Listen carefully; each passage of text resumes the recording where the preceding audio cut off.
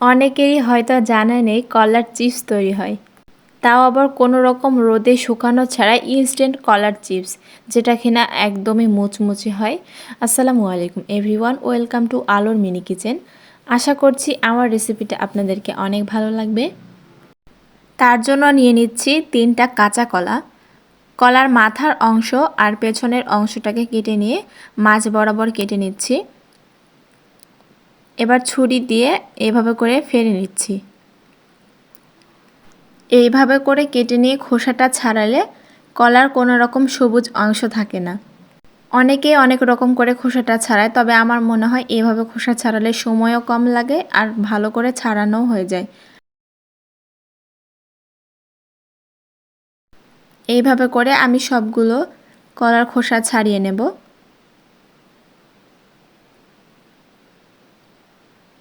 এবার এদিকে একটা পাত্রে পানি নিয়ে সামান্য পরিমাণে হলুদ দিয়েছি। এবার এই পানির মধ্যে কলাগুলোকে দিয়ে দেব আর দিয়ে দিচ্ছি সামান্য পরিমাণে একটু লবণ। 2 থেকে 3 মিনিটের মতো ভিজিয়ে রেখে সরাসরি ওখান থেকে তুলে নিয়ে এটাকে কেটে নেব। আমি গোল করে কেটে নিচ্ছি, আপনারা চাইলে আপনাদের ইচ্ছে মতো লম্বাটে শেপ করেও কাটতে পারেন। এইভাবে করে আমি সবগুলো কলা কেটে নেব। এইদিকে আগে থেকে প্যানে তেল গরম বসিয়েছি আর কলাগুলোকে দিয়ে দিচ্ছি।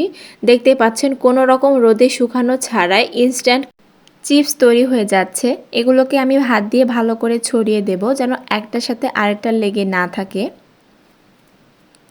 হালকা করে নাড়াচাড়া করে দিচ্ছি যেন সবগুলো চিপস ভালো করে ভাজা হয়।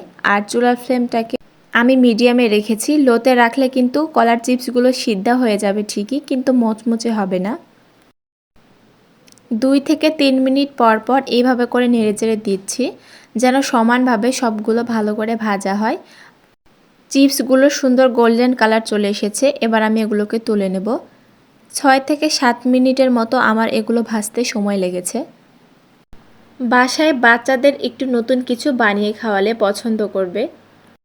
চিপসটি বাসায় ট্রাই করে দেখতে পারেন। একটু স্বাদের জন্য দিয়ে দিচ্ছি সামান্য পরিমাণে মরিচের গুঁড়া আর দিয়ে দিচ্ছি সামান্য পরিমাণ বিট লবণ। এগুলো দিলে চিপসটা খেতে আরও একটু বেশি ভালো লাগে। এগুলোকে আমি একটু ভালো করে মাখিয়ে নিচ্ছি।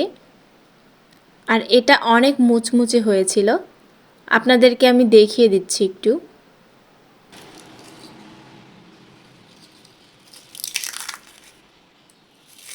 আশা করছি আমার রেসিপিটি আপনাদের ভালো লেগেছে। সবাই ভালো থাকবেন, সুস্থ থাকবেন। আল্লাহ হাফেজ।